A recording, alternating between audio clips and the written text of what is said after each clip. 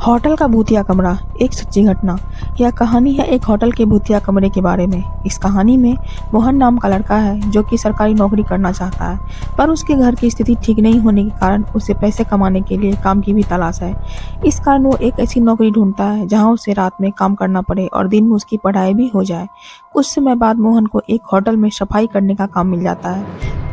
चूंकि काम रात को करना था तो मोहन वहां रात में काम करने लगता है और दिन में वो अपनी पढ़ाई भी कर लेता है। सब कुछ अच्छे से चल रहा था, पर एक रात मोहन अपना काम खत्म करके आराम से बैठा था।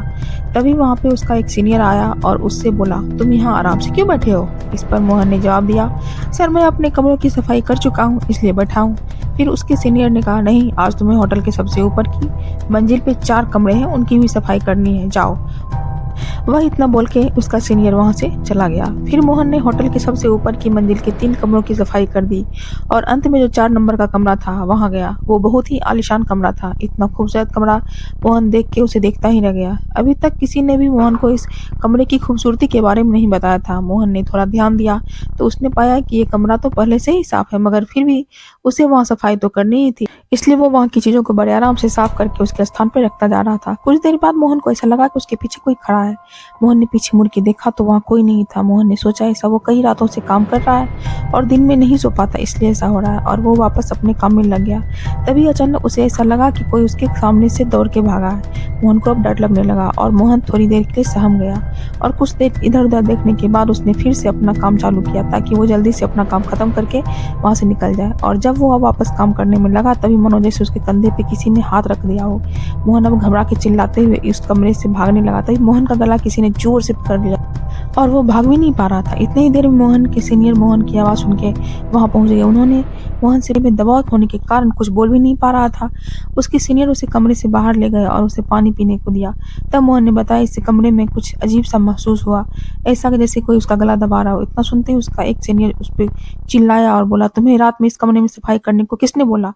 इस कमरे में कोई भी अकेले सफाई नहीं करता और इस कमरे की सफाई भी दिन में के समय की जाती है। तब मोहन ने कहा, मैं अपना काम खत्म करके बैठा था, तभी एक सर आए, उन्होंने ही मुझे यह कमरे की सफाई करने को बोला था, इसलिए मैं इस कमरे में आया। इतना सुनते ही जितने भी लोग उस होटल में काम करते थे सभी को मोहन के सामने लाया गया ताकि मोहन उसे पहचान सके कि किसने उसे ऊपर वाले कमरे की सफाई करने को भेजा है। फिर वह जितने भी लोग थे मोहन ने सबको देखा, पर उनमें से कोई नहीं था। तब उन लोगों ने वहाँ जितने स्टाफ काम करते थे उन सब के स्टाफ की इमेज मोहन को दिखाई। तब मोहन ने उनमें से एक को देख के बोला कि इन्होंने ही मुझे सफाई करने भेजा था। इतना सुनते ही सारे लोग डर गए क्योंकि मोहन ने जिसकी इमेज दिखाई उस स्टाफ की मौत 1 महीने पहले ही उसके कमरे में सफाई के दौरान हुई थी।